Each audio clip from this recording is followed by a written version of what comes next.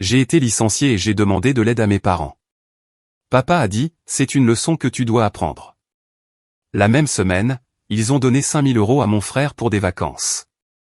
J'ai dit, compris. Et j'ai raccroché. 8 mois plus tard, papa a eu besoin que je me porte caution pour son prêt immobilier. Mon frère avait déjà dit non. Je m'appelle Mathieu. J'ai 32 ans. Et je veux vous raconter le moment où j'ai réalisé que ma famille avait un enfant préféré. Et attention, je vous le dis tout de suite, ce n'était pas moi. Écoutez, je pense qu'au fond de moi, je l'ai toujours un peu su. Pour être honnête, il y a eu des signes toute ma vie. Mais il y a une différence entre savoir quelque chose dans un coin de sa tête et se le voir jeter au visage pendant la pire semaine de sa vie. C'est un tout autre niveau de clarté. Laissez-moi revenir un peu en arrière. J'ai grandi dans une ville moyenne de la région Centre-Val de Loire, près d'Orléans. Un endroit plutôt agréable, rien d'exceptionnel. Mes parents, Pierre et Nathalie, appartenaient à ce que la plupart des gens appelleraient la solide classe moyenne. Papa travaillait comme directeur régional pour une entreprise de fourniture de plomberie, et maman tenait la comptabilité de quelques petites entreprises en ville. Ils n'étaient pas riches, mais ils ne tiraient pas le diable par la queue non plus. Nous avions une maison pavillonnaire correcte, nous partions en vacances en famille à la Baule un été sur 2, et nous ne manquions de rien. Je veux être juste sur ce point, car ce n'est pas une histoire de négligence. Il s'agit de quelque chose de plus silencieux et, honnêtement, de pire. Mon jeune frère s'appelle Hugo. Il a 28 ans, 4 ans de moins que moi. Et depuis le jour de sa naissance, quelque chose a changé dans notre maison. Je ne blâme pas Hugo pour ça. C'était un bébé. Mais je l'ai remarqué, même enfant. Quand Hugo a commencé le football, papa était à chaque match. Assistant de l'entraîneur, coordinateur des collations de l'équipe, la totale. Quand j'y ai joué 2 ans auparavant, papa venait à environ un tiers de mes matchs et passait la plupart de son temps sur son téléphone. Quand Hugo a ramené un B- en maths, maman a engagé un tuteur. Quand j'ai ramené un B-, j'ai eu droit à un sermon sur le fait de m'appliquer. Encore une fois, je n'essaie pas de me faire passer pour une figure tragique. J'avais de la nourriture, un toit et des parents qui, techniquement, étaient présents, mais il y avait toujours ce maître étalon invisible dans notre maison, et les notes de Hugo y étaient toujours un peu plus élevées que les miennes. Le vrai coup dur a été l'université. J'ai été accepté à l'université d'Orléans, pas avec une bourse, mais j'y suis entré, et j'en étais fier. Maman et papa m'ont aidé avec les frais de scolarité des 2 premières années, ce dont j'étais reconnaissant. Mais en 3e année, ils m'ont fait asseoir et m'ont dit que l'argent se faisait rare et que je devrais contracter des prêts pour le reste. Très bien. Les temps sont durs. J'ai contracté environ 35 000 € de prêts étudiants, je me suis accroché, j'ai obtenu mon diplôme en gestion de la chaîne d'approvisionnement et j'ai commencé à rembourser cette dette comme un adulte responsable. Hugo, de son côté, est allé dans une école de commerce privée à Nice, sans bourse non plus. Et maman et papa ont payé pour les 4 années, chaque semestre. Quand je l'ai découvert, je n'ai rien dit. J'ai juste classé cela dans ce dossier mental étiqueté chose qui confirme ce que vous savez déjà. Je me suis dit que ça n'avait pas d'importance. Je construisais ma propre vie. J'avais un emploi stable dans une entreprise de logistique, un petit appartement à moi et un plan. Je n'avais pas besoin de leur validation. À l'âge de 30 ans, j'avais remboursé la plupart de mes prêts étudiants. J'avais été promu 2 fois au travail et j'avais commencé à sortir avec une femme prénommée Camille, qui me donnait l'impression de compter réellement pour quelqu'un, sans condition. Camille était kinésithérapeute avec cet humour vif et pince sans rire capable de couper du verre. Elle était le genre de personne qui vous assénait une dure vérité avec le sourire et parvenait à vous en rendre reconnaissant. Nous étions ensemble depuis environ 1 an et demi et les choses allaient bien. Vraiment bien. Puis l'entreprise pour laquelle je travaillais a été rachetée. C'est allé vite. Un lundi matin, nous avons tous été convoqués dans la salle de conférence et le mercredi suivant, la moitié du personnel n'était plus là. Je faisais partie de la moitié qui a été coupée. Ils m'ont donné une indemnité de licenciement correcte, environ 2 mois de salaire, mais c'était tout. 11 ans de dur labeur, 2 promotions, et je suis sorti avec une boîte en carton et une poignée de main d'une personne des ressources humaines dont je ne connaissais même pas le nom. Je ne vais pas mentir, ça m'a secoué. Je n'avais jamais été au chômage auparavant, pas depuis mes 16 ans, lors d'une brève période entre 2 emplois de plongeur. J'ai passé la première semaine dans un état second, à postuler à des offres, à peaufiner mon CV, à essayer de rester positif. Camille a été incroyable. Elle ne m'a pas couvé, mais elle a été un roc. Elle venait après le travail. Nous préparions le dîner ensemble et elle me rappelait qu'il s'agissait d'un ralentisseur, pas d'une impasse. Mais dès la deuxième semaine, le calcul des indemnités devenait préoccupant. Mon loyer devait être payé, les mensualités de ma voiture n'allaient pas attendre, et le marché du travail dans la logistique était plus tendu que je ne le pensais. Tout le monde restructurait. Tout le monde gelait les embauches. J'envoyais 15 candidatures par jour et je recevais des courriels de rejet type qui disaient tous la même chose dans des polices légèrement différentes. C'est alors que j'ai fait quelque chose que je ne fais presque jamais. J'ai appelé mes parents et j'ai demandé de l'aide. Je n'ai pas demandé grand-chose. J'ai dit à papa que j'avais été licencié, que je cherchais activement et que j'avais juste besoin d'un peu d'aide pour le loyer d'un mois, peut-être deux. Je lui ai dit que je le rembourserais dès que je retravaillerais. Je ne demandais pas la charité. Je demandais un pont. Papa a écouté. Il est resté silencieux pendant un long moment, ce qui n'est jamais bon signe avec Pierre. Puis il a dit, et je n'oublierai jamais ça, Mathieu, je pense que c'est une leçon que tu dois apprendre. Tu es un adulte. Tu dois trouver comment gérer ces choses par toi-même. C'est comme ça que fonctionne le monde réel. Je suis resté là au téléphone, à fixer le mur de ma cuisine, et j'ai juste dit, d'accord. Pas en colère, pas blessé, juste d'accord.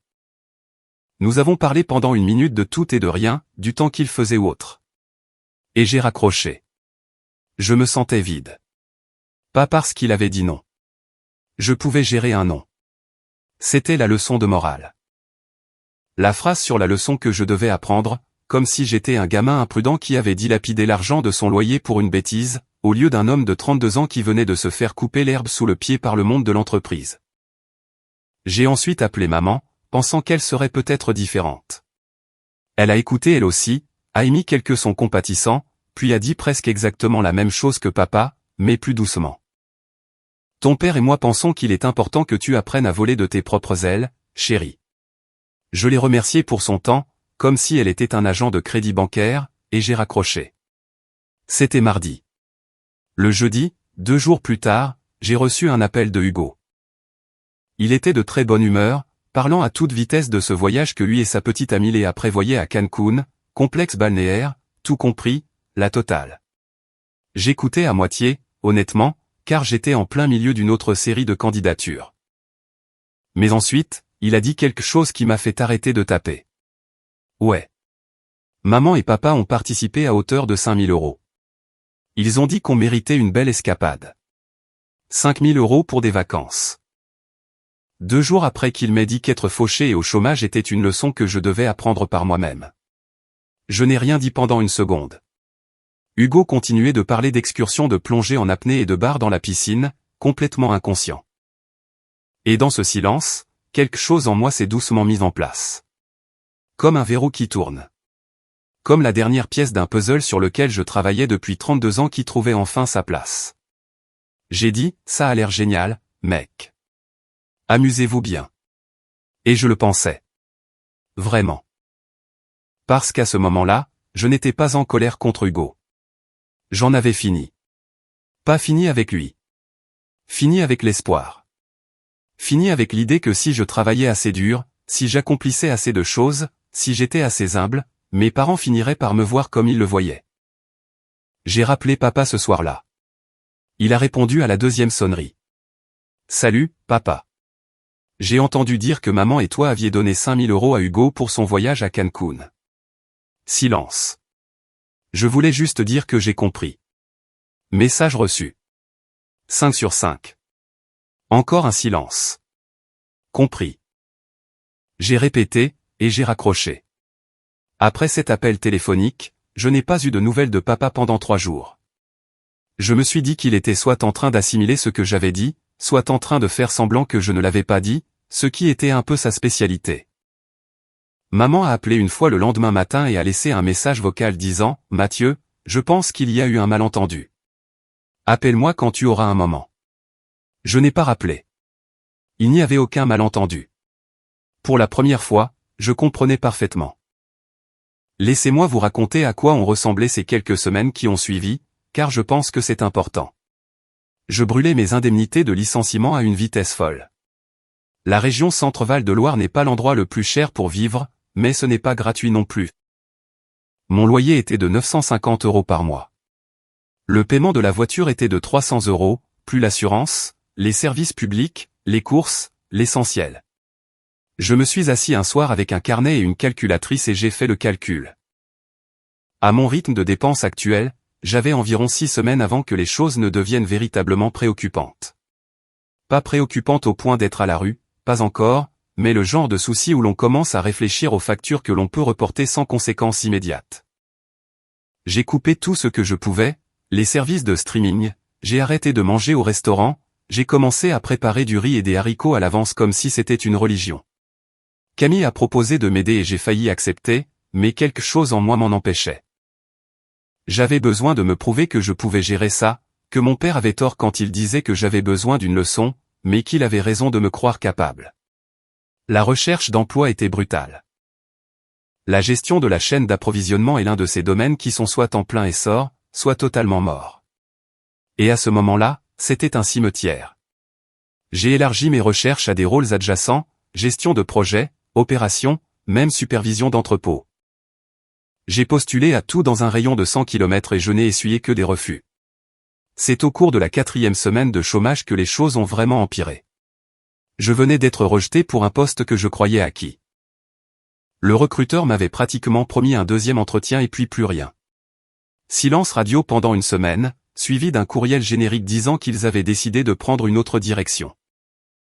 J'étais assis dans mon appartement à 14 h un mercredi, toujours dans les vêtements avec lesquels j'avais dormi, fixant mon ordinateur portable comme s'il me devait de l'argent, quand mon téléphone a sonné. C'était maman. Mathieu, ton père et moi aimerions vous inviter, toi et Hugo, à dîner ce dimanche. Ça fait trop longtemps. J'ai presque ri. Trop longtemps? Comme si la distance entre nous était un accident de calendrier et non un choix délibéré de leur part.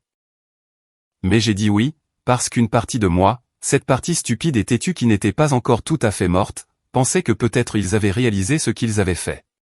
Peut-être que c'était un rameau d'olivier. Peut-être que papa avait passé les dernières semaines à se sentir coupable et que c'était sa façon de réparer les choses sans avoir à le dire. Le dimanche est arrivé. J'ai mis une chemise propre et j'ai conduit jusqu'à la maison de mes parents.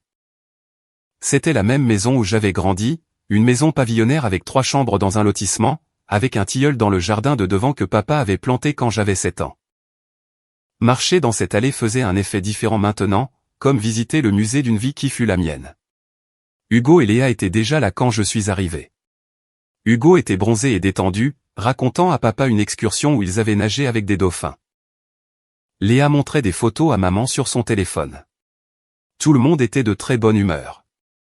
J'ai pris une chaise à la table de la cuisine et j'ai écouté. Le dîner était le rôti de maman, qui était toujours bon.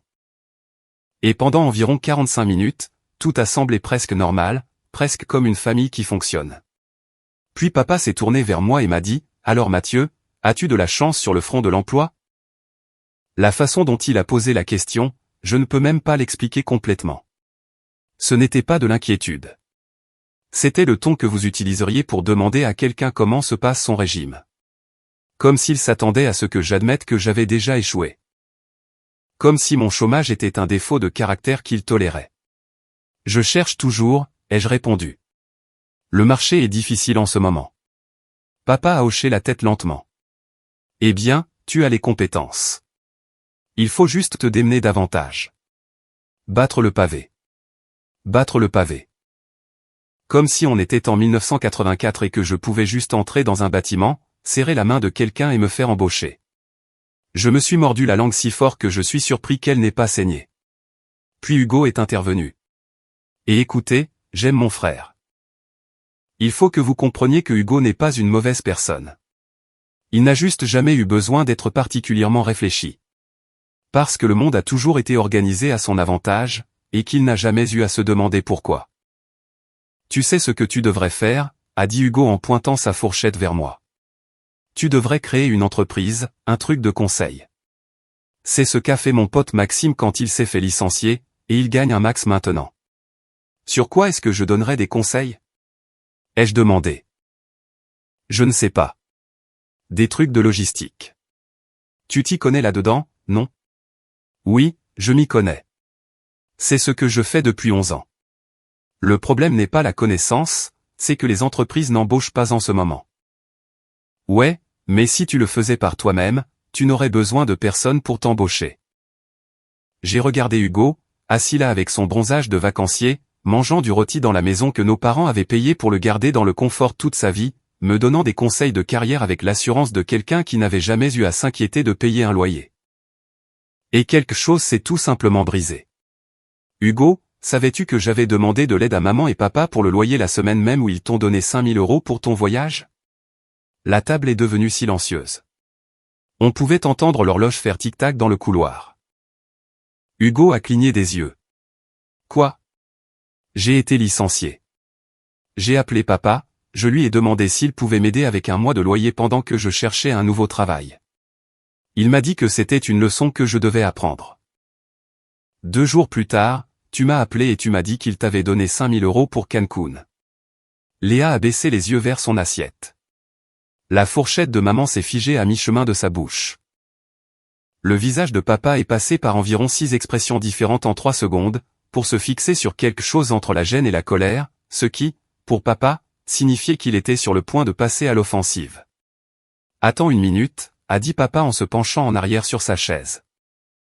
Ce sont 2 situations complètement différentes. En quoi? Ai-je demandé sincèrement. Sans crier, sans émotion, juste une simple question. Hugo a été soumis à beaucoup de stress au travail.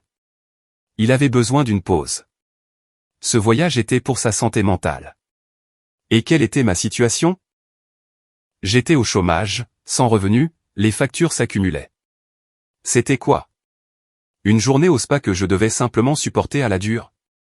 Mathieu, tu sors les choses de leur contexte. Quel contexte suis-je en train de manquer, papa? Parce que de là où je suis assis, le contexte est que vous aviez de l'argent à donner. Vous avez juste choisi à qui le donner, et vous avez choisi Hugo, comme vous l'avez toujours fait. Cette dernière partie a glissé avant que je puisse l'arrêter. Le comme vous l'avez toujours fait. C'est resté suspendu dans l'air comme de la fumée. Maman a commencé à pleurer. Pas bruyamment, juste des larmes silencieuses coulant sur son visage pendant qu'elle fixait la table. Hugo avait l'air sincèrement confus, comme s'il entendait cette information pour la première fois et ne savait pas quoi en faire. Papa s'est levé. Je ne vais pas rester assis ici et être attaqué dans ma propre maison. Je ne t'attaque pas, ai-je répondu. Je te dis la vérité. Pour la première fois de ma vie, je te dis exactement ce que je vois. Vous m'avez traité différemment de Hugo d'aussi loin que je m'en souvienne. Le tuteur qu'il a eu et que je n'ai pas eu. L'université que vous avez payée alors que j'ai dû faire des emprunts. L'argent que vous semblez toujours avoir quand c'est pour lui et jamais quand c'est pour moi. Je n'invente rien. Je ne l'avais juste jamais dit à voix haute auparavant. La mâchoire de papa était serrée. Il m'a pointé de son index, ce qui était son geste habituel lorsqu'il était sur le point de dire quelque chose qu'il considérait comme définitif. Tu as toujours été rancunier. C'est ton problème, pas le nôtre. J'ai hoché la tête. Peut-être, ai-je dit. Ou peut-être que la rancœur est là parce que quelqu'un l'y a mise. Je me suis levé, j'ai remercié maman pour le dîner, et je suis sorti. Je suis resté assis dans ma voiture, dans l'allée, pendant un long moment. Je n'ai pas pleuré. Je n'ai pas frappé le volant. Je suis juste resté assis là, j'ai respiré, et j'ai pensé au fait que je venais de dire absolument tout ce que je retenais depuis 32 ans, et que la seule réponse que j'avais obtenue était de m'entendre dire que j'étais rancunier. J'ai conduit jusqu'à chez moi, j'ai appelé Camille et je lui ai tout raconté. Elle a écouté toute l'histoire, puis a dit, « Tu sais quoi, Mathieu? Tu ne leur dois pas d'excuses et tu ne leur dois pas de relations. Tu te dois à toi-même une vie qui ne tourne pas autour de l'attente que les gens voient ta valeur. » C'est ça le truc avec Camille. Elle n'édulcore pas la réalité, mais elle ne remue pas non plus le couteau dans la plaie. Elle vous tend simplement la vérité comme un verre d'eau quand vous avez soif. Je n'ai plus parlé à mes parents après ce dîner. Je ne les ai pas appelés et ils ne m'ont pas appelé. Le silence a été assourdissant au début, puis, lentement, c'est devenu la chose la plus calme et la plus paisible que j'ai jamais entendue. Les semaines qui ont suivi ce dîner ont été parmi les plus dures de ma vie. Pas à cause de ma famille.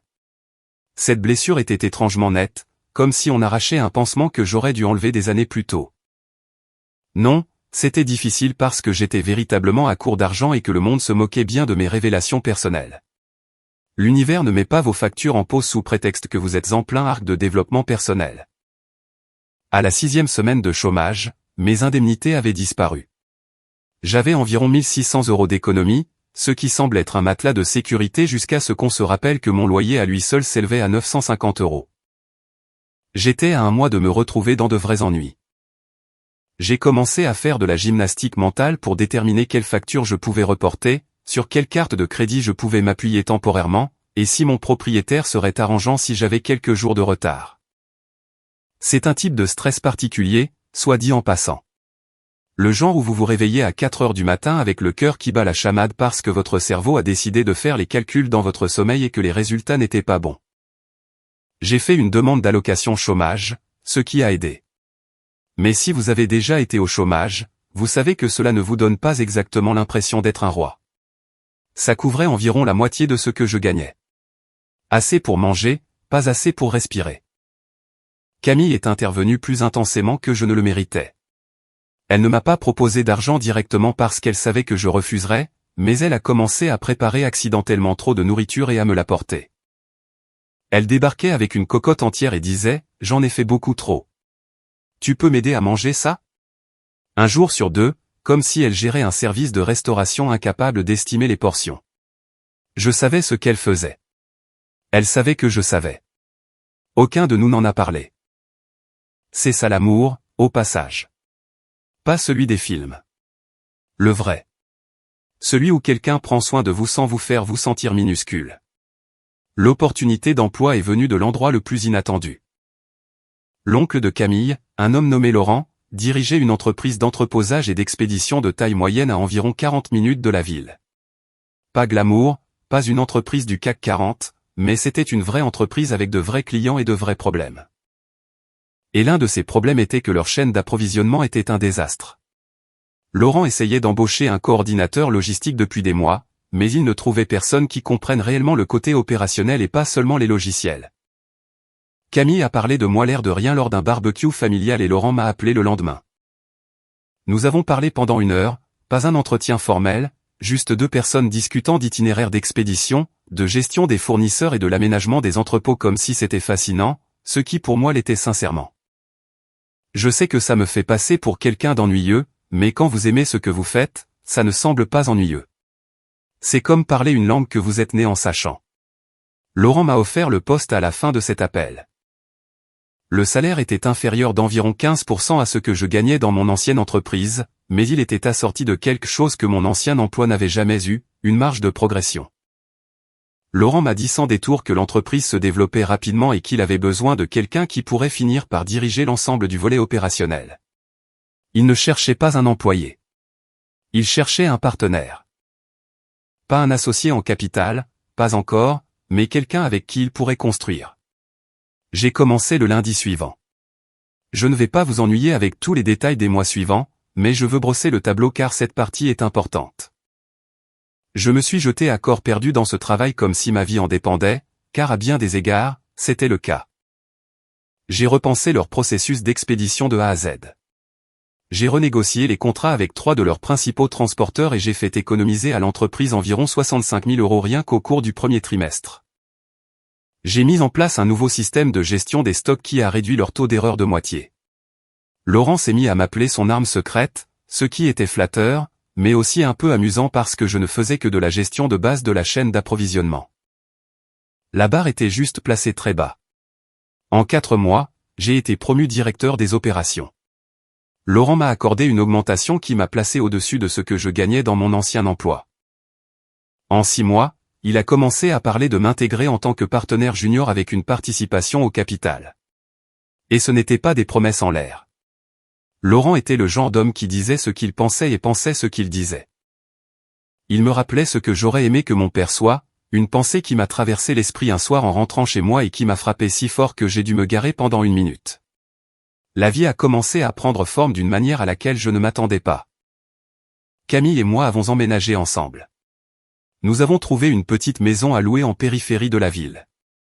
Rien d'extravagant, mais il y avait un jardin et une terrasse et assez d'espace pour que chacun de nous puisse avoir son propre coin quand on en ressentait le besoin. Elle a installé des guirlandes lumineuses sur la terrasse et nous nous asseyions là lors des nuits douces avec un ou deux verres, et nous parlions simplement de tout, de rien, de l'avenir, qui, pour la première fois depuis longtemps, ressemblait à quelque chose qui valait la peine d'être planifié. J'ai commencé à rembourser les dettes que j'avais accumulées pendant mon chômage. Je me suis constitué un fonds d'urgence. J'ai recommencé à dormir d'une traite sans que mon cerveau ne fasse des mathématiques de panique à 3 heures du matin. C'était comme revenir lentement à la vie après une longue maladie. Chaque petite victoire semblait immense. Rembourser le solde de ma carte de crédit en totalité, mettre de l'argent de côté, faire les courses sans vérifier d'abord mon compte bancaire. Ce sont de petites choses pour la plupart des gens, mais quand on a frôlé le précipice, elles ressemblent à des miracles. Pendant tout ce temps, je n'ai pas parlé à mes parents. Pas une seule fois. Hugo m'a envoyé des textos à quelques reprises, des messages courts, des trucs banals. Salut mec, tu vas bien?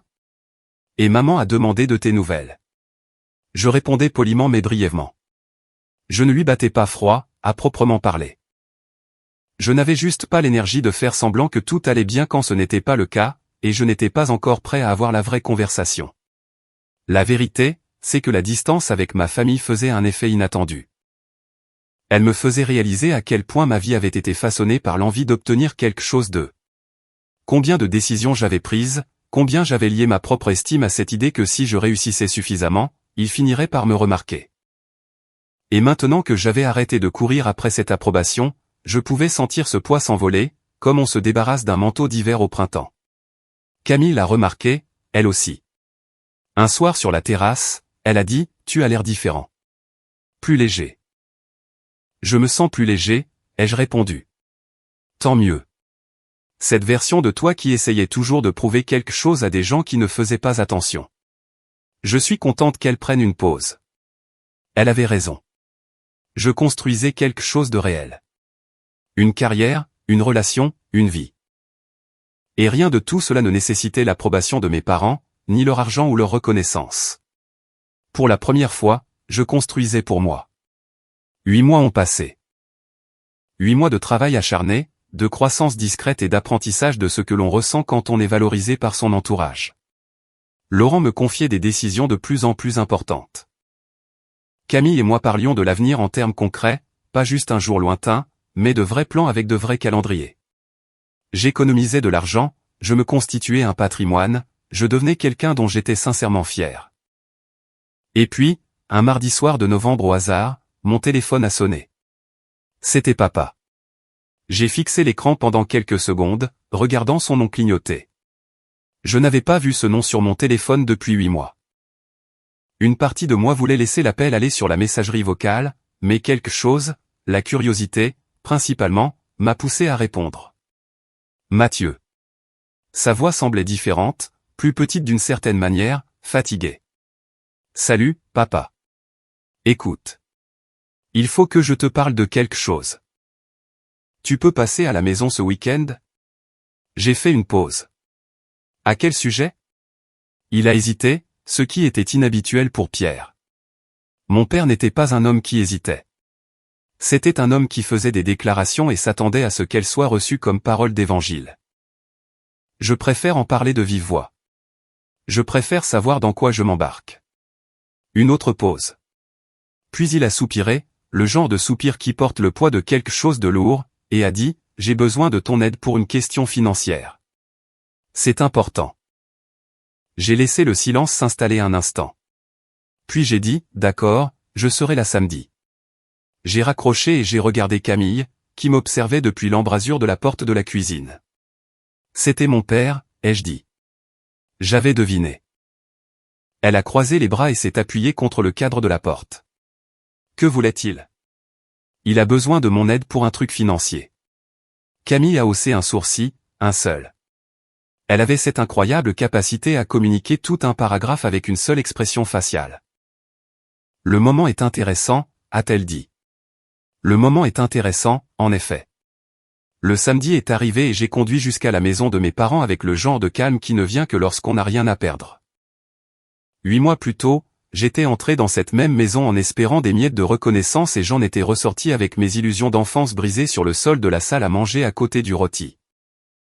Maintenant, j'y entrais avec un emploi stable, une promotion, une partenaire qui m'aimait et zéro attente. C'est fou à quel point on se sent puissant quand on cesse de vouloir quelque chose de personne qui n'allait jamais vous le donner. La maison n'avait pas changé. Le tilleul dans le jardin. Le même paillasson défraîchi. Le même grincement sur la 3e marche de la terrasse. Maman a ouvert la porte avant même que je frappe, ce qui signifiait qu'elle guettait par la fenêtre. Elle avait l'air de vouloir me serrer dans ses bras, mais ne savait pas si elle en avait le droit. Je lui ai quand même fait une brève étreinte, car quels que soient mes problèmes avec mes parents, je n'allais pas être cruel à ce sujet. « Tu as bonne mine, Mathieu », a-t-elle dit, et elle le pensait. « Merci, maman. » Papa était dans le salon, assis dans son fauteuil inclinable, mais non incliné. Il était penché en avant, les coudes sur les genoux, sa posture sérieuse. La télévision était éteinte. Rien que ça m'indiquait que c'était du lourd, car Pierre n'éteignait jamais la télé de son plein gré. Je me suis assis sur le canapé en face de lui et maman est restée près de la porte comme un arbitre attendant le début d'un match. « Merci d'être venu », a dit papa. « Pas de souci. » Il s'est frotté les mains, une habitude nerveuse que je ne lui avais jamais vraiment vue auparavant. Et puis il a tout déballé.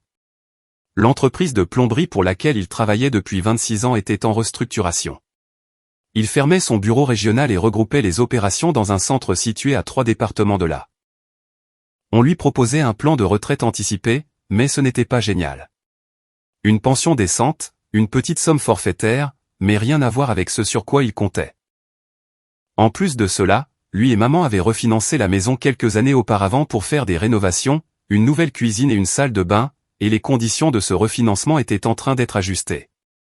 Leur mensualité allait bondir de près de 700 €. Le nouveau paiement dépasse ce que nous pouvons gérer avec juste la pension et les revenus de ta mère, a dit papa. Nous devons refinancer à nouveau. Verrouiller un taux fixe avant que les choses n'empirent. J'ai hoché la tête. D'accord. Alors, quel est le problème? Le problème, c'est que notre dossier de crédit a pris un coup.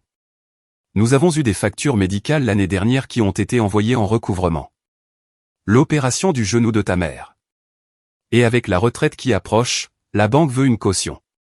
C'était ça. Il avait besoin que je me porte caution pour le refinancement de son prêt immobilier. J'ai laissé cela reposer une seconde. J'ai laissé tout le poids de la chose s'installer dans la pièce.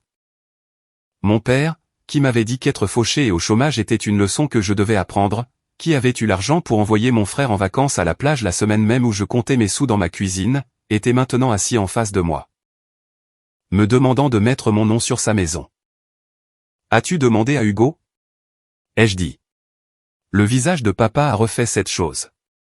Le cycle rapide d'expression avant de s'arrêter sur quelque chose d'inconfortable. La situation de Hugo est différente. En quoi?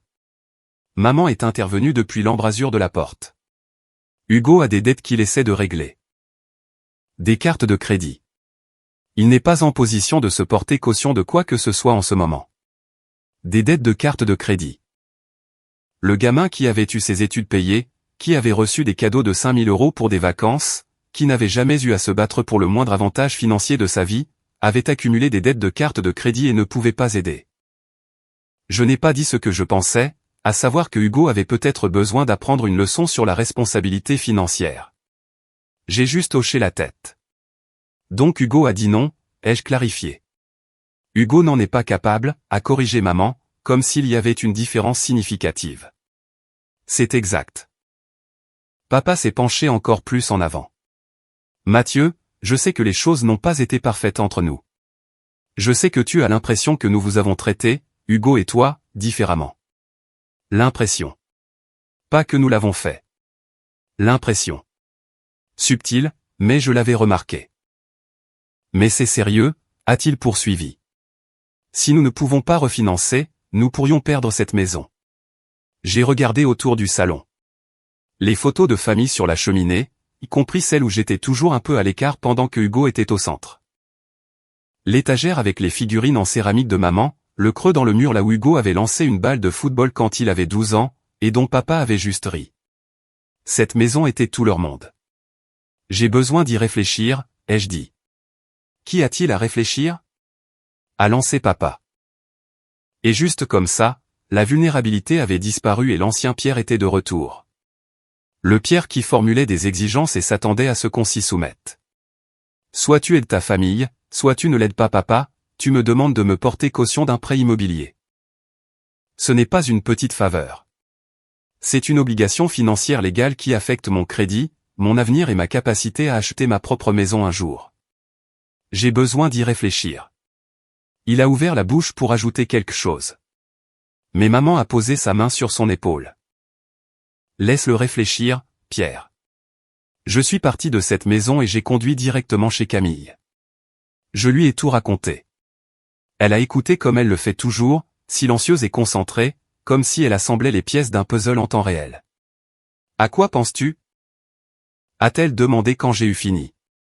Je pense à plein de choses. Sois plus précis. J'ai pris une grande inspiration.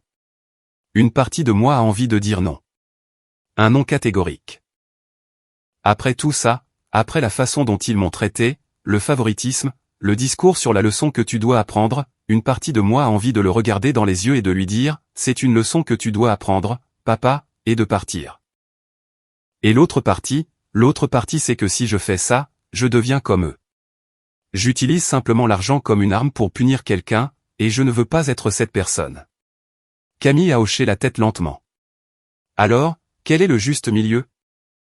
C'est la question qui m'a habité la semaine suivante. J'en ai parlé à Laurent lors d'un déjeuner. Pas vraiment pour avoir des conseils, mais parce que Laurent avait cette façon de poser des questions qui m'aidait à trouver mes propres réponses. Laisse-moi te demander quelque chose, a dit Laurent en repoussant son sandwich. Si tu te portes caution pour ce truc et qu'ils font défaut, qu'est-ce qui t'arrive? Je suis redevable de leur prêt immobilier. Et si tu dis non, ils risquent de perdre la maison.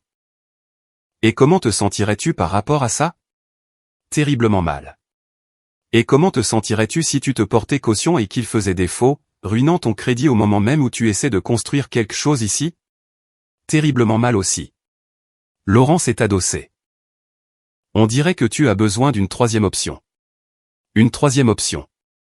J'ai passé les jours suivants à réfléchir à ce à quoi cela ressemblait. J'ai parlé à un de mes amis nommé Thomas qui travaillait dans les prêts immobiliers. Je lui ai demandé quelle était la situation réelle, ce que signifiaient les chiffres, quelle serait mon exposition réelle si je me portais caution. Thomas m'a expliqué les détails, puis a dit quelque chose qui a changé toute mon approche. Tu sais, si leur dossier de crédit est le seul problème, il y a peut-être de meilleures façons de les aider à refinancer sans mettre ton nom sur l'acte. Certains prêteurs proposent des programmes pour les emprunteurs à l'âge de la retraite avec des revenus de pension. Et s'ils peuvent résoudre ou négocier ces recouvrements médicaux, leur score pourrait remonter en quelques mois. J'ai commencé à faire des recherches, non pas pour trouver un moyen de dire non, mais pour trouver un moyen d'aider qui ne m'obligeait pas à sacrifier mon propre avenir financier sur l'autel des obligations familiales. J'ai passé 3 soirées à éplucher les options de prêt, les stratégies de redressement de crédit et les programmes de prêts hypothécaires basés sur les pensions. J'ai élaboré tout un plan, je l'ai même imprimé, parce que je suis ce genre de gars. J'ai aussi pris une décision sur autre chose, quelque chose de plus grand que le prêt immobilier. J'ai décidé que si j'allais faire ça, si j'allais aider mes parents, ce ne serait pas une faveur silencieuse qu'on balayerait sous le tapis pour l'oublier. Nous allions avoir une conversation, une vraie, celle que nous aurions dû avoir il y a des années, et mes conditions allaient être sur la table juste à côté des leurs. J'ai appelé papa le jeudi. J'y ai réfléchi, ai-je dit. Je veux passer samedi, vous deux, maman et toi, et je veux que Hugo soit là aussi. Hugo, pourquoi Hugo a-t-il besoin d'être là? Parce que c'est une conversation de famille, et aux dernières nouvelles, il fait toujours partie de la famille. Papa a bougonné, mais a accepté. Le samedi approchait. J'avais mon plan. J'avais mes recherches. J'avais un discours en tête que j'écrivais et réécrivais depuis 8 mois sans m'en rendre compte. J'ai appelé Camille depuis la voiture en rentrant du travail ce vendredi-là. « Tu es prêt pour demain ?» a-t-elle demandé. Je crois que oui. Tu vas très bien t'en sortir. Rappelle-toi juste que tu n'y vas pas pour te venger. Tu y vas pour mettre les choses au clair. Mettre les choses au clair. J'aimais bien ça. C'est exactement ce que j'allais faire. Le samedi matin, je me suis réveillé tôt, j'ai fait du café et j'ai relu mes notes une dernière fois. Camille m'a embrassé sur le front avant mon départ et m'a dit « Va être l'homme que je sais déjà que tu es ». Je ne vais pas mentir, j'ai failli craquer juste là, dans la cuisine, mais j'ai tenu bon parce que j'avais une mission et pleurer dans mon mug de voyage ne faisait pas partie du plan. Je me suis garé dans l'allée de mes parents à midi. La voiture de Hugo était déjà là. Bien. Tout le monde était présent et à l'appel. À l'intérieur, l'atmosphère était tendue. Papa était de nouveau dans son fauteuil. Même posture penchée en avant. Maman était dans la cuisine en train de faire ce truc où elle fait semblant d'être occupée avec la vaisselle pour éviter d'établir un contact visuel. Hugo était sur le canapé, l'air d'un gamin convoqué dans le bureau du directeur et qui ne savait pas pourquoi. Léa n'était pas là, ce qui était probablement mieux ainsi. Je me suis assis, j'ai posé un dossier sur la table basse et j'ai regardé mon père. Avant qu'on ne parle du prêt immobilier, ai-je dit, nous allons d'abord parler de quelques autres choses. Papa s'est agité sur son siège. Mathieu, je ne pense pas que ce soit le moment pour. C'est exactement le moment, papa, parce que tu me demandes quelque chose de majeur, et avant que je te donne ma réponse, tu vas entendre ce que j'ai à dire. Tout en entier, et ensuite tu pourras décider si tu veux toujours de mon aide. La pièce est devenue silencieuse. Maman a fermé le robinet et est venue se tenir dans l'embrasure de la porte, s'essuyant les mains sur un torchon. Hugo m'a regardé avec une expression que je ne lui avais jamais vue. Du respect, peut-être, ou au moins de la curiosité. Alors, j'ai parlé pendant environ 15 minutes d'affilée. J'ai dit tout ce que je n'avais jamais dit. Sans crier, sans pleurer, sans accuser, juste en énonçant des faits comme si je lisais un rapport. Je leur ai parlé des matchs de football que papa avait ratés. Du tuteur que Hugo avait eu et moi non. Des 35 000 € de prêts étudiants que j'avais contractés pendant qu'il payait la totalité des frais de scolarité de Hugo. Des années de petits signaux qui s'additionnaient pour former un grand message. Hugo était la priorité et j'étais l'arrière-pensée. Je leur ai parlé de l'appel téléphonique d'il y a 8 mois, quand j'étais au plus bas et que j'avais demandé de l'aide, et comment le fait d'entendre parler de l'argent de Cancun 2 jours plus tard a été le moment où j'ai enfin compris ma position dans cette famille. Je leur ai dit que ce n'était pas une question d'argent. Ce n'était jamais une question d'argent. Il s'agissait du message que cet argent envoyait. Que Hugo méritait d'être soutenu et que je méritais des leçons. Quand j'ai terminé, personne n'a parlé pendant un long moment. Maman pleurait à nouveau. Des larmes silencieuses, comme lors de ce dîner des mois plus tôt. Hugo regardait le sol. Papa me fixait avec une expression que je n'arrivais pas tout à fait à déchiffrer. Puis Hugo a pris la parole et il m'a surpris. Il a raison, a dit doucement Hugo.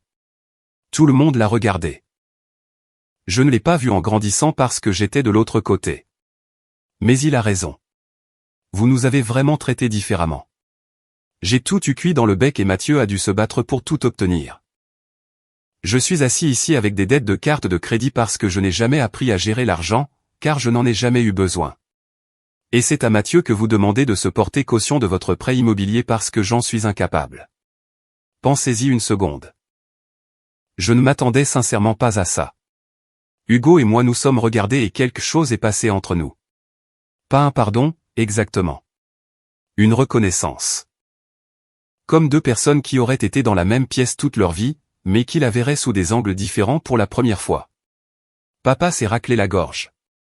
Sa mâchoire travaillait. Ce muscle de sa joue tressaillait comme c'est le cas quand il lutte contre lui-même.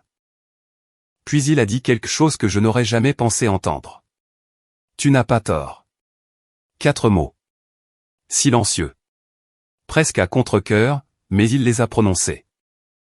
Je ne sais pas quand ça a commencé, ni pourquoi, a-t-il continué lentement, comme si chaque mot lui coûtait, mais je peux voir ce que tu me dis, et je suis désolé. Maman s'est avancée. Mathieu, je suis tellement désolé. Je pensais que nous vous traitions tous les deux de la même façon. Sincèrement. Mais en y repensant maintenant, de la façon dont tu viens de le présenter, je ne sais pas comment j'ai pu passer à côté.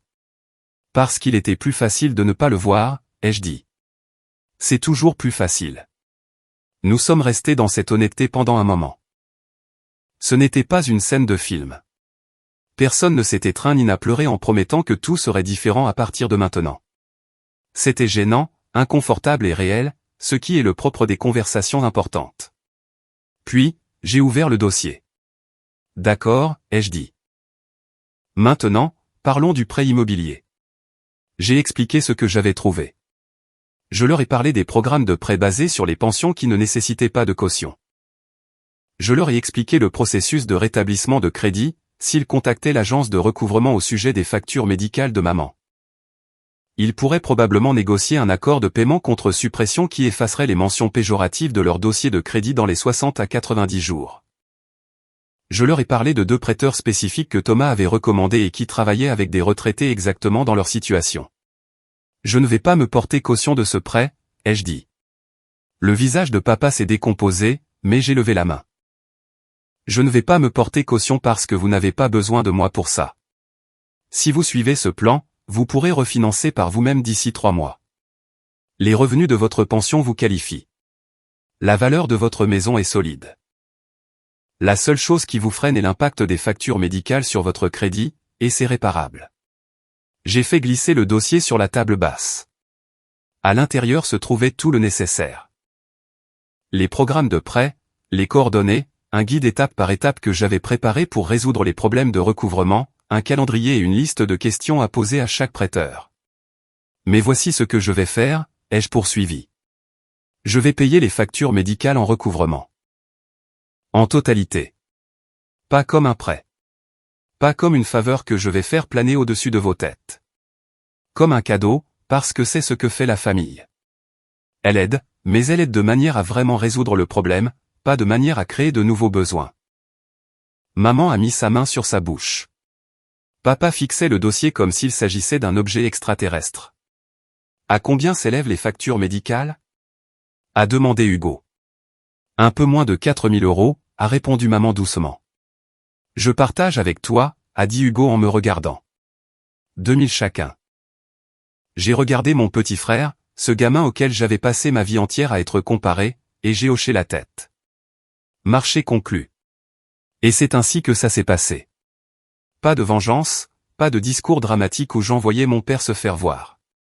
Pas de porte qui claque ni d'adieu définitif. Ça s'est passé avec un dossier sur une table basse et 2 frères partageant une facture pour aider leurs parents à régler un problème de la bonne manière. Écoutez, je sais que certains d'entre vous sont déçus. Vous vouliez que je dise, c'est une leçon que tu dois apprendre, papa. Et que je m'éloigne vers le soleil couchant. Honnêtement, j'y ai pensé. Cette réplique a tourné en boucle dans ma tête pendant des mois. Mais voici le problème avec les fantasmes de vengeance. Ils sont satisfaisants dans l'imagination et creux dans la vie réelle. Ce que je voulais, ce n'était pas blesser mon père. Je voulais qu'il me voie. Et pour la première fois en 32 ans, assis dans ce salon avec un dossier rempli de solutions que j'avais construites de mes propres mains, il l'a fait. Les choses ne sont pas parfaites aujourd'hui. Je tiens à être honnête à ce sujet. Mes parents et moi reconstruisons, mais c'est lent. Nous ne faisons pas des dîners le dimanche chaque semaine. Nous ne prétendons pas que les 3 dernières décennies n'ont pas existé, mais nous nous parlons honnêtement, parfois maladroitement, et c'est plus que ce que nous avons jamais eu auparavant. Les factures médicales ont été payées. Le crédit de maman et papa s'est rétabli. Ils ont refinancé la maison par eux-mêmes 3 mois plus tard, exactement comme je leur avais dit qu'ils pouvaient le faire. Taux fixe, mensualité plus basse, sans besoin de caution. Papa m'a appelé quand ça a été finalisé et a dit « Merci, Mathieu ». Juste ça. Pas de sermon, pas de mise en garde, juste merci. Hugo et moi sommes plus proches que nous ne l'avons jamais été. Il a commencé à consulter un conseiller financier pour régler ses dettes de carte de crédit, et il m'appelle parfois pour me poser des questions sur son budget, ce qui est hilarant, mais aussi plutôt touchant. Il s'est même excusé une fois, convenablement, de n'avoir jamais remarqué à quel point nos expériences étaient différentes. Je lui ai dit que ce n'était pas de sa faute. Il n'était qu'un enfant, lui aussi. Quant à moi, Laurent a tenu sa promesse. Je suis maintenant un partenaire junior avec une participation de 5% au capital et une voie toute tracée vers les 10%. Camille et moi cherchons à acheter une maison, notre propre endroit, avec notre propre argent, selon nos propres conditions. Elle continue de faire trop à manger tous les quelques jours, ce qui est devenu notre blague récurrente. J'aime cette femme plus que je ne saurais le dire, alors je le lui montre à la place. Si on m'avait dit il y a 1 an que perdre mon emploi serait la meilleure chose qui me soit jamais arrivée, j'aurais pensé que vous étiez soit fou, soit en train d'essayer de me vendre quelque chose. Mais parfois, le pire moment de votre vie n'est que la fermeture de la porte sur la version de vous-même qui ne fonctionnait pas. Et la personne qui franchit la porte suivante, c'est celle que vous étiez censé être depuis le début. Je m'appelle Mathieu. J'ai 33 ans maintenant et je vais très bien. Commentaire, je tenais à vous partager ce qui m'a profondément touché dans cette histoire. Poser des limites claires dans nos relations est parfois le plus grand acte de respect envers soi-même. Apprendre à placer son estime de soi au-dessus de l'approbation des autres demande du courage. Choisir sa paix intérieure plutôt que de nourrir la rancœur est un chemin libérateur. Nous portons tous la responsabilité de notre propre guérison et de notre épanouissement. La gentillesse la plus importante reste celle que l'on s'accorde à soi-même avec patience. J'espère que vous prendrez un moment pour réfléchir à vos relations et à vos véritables besoins. Vous méritez d'être aimé et respecté sans avoir à le prouver constamment. Construire une vie qui nous rend fiers est le plus beau cadeau que l'on puisse se faire.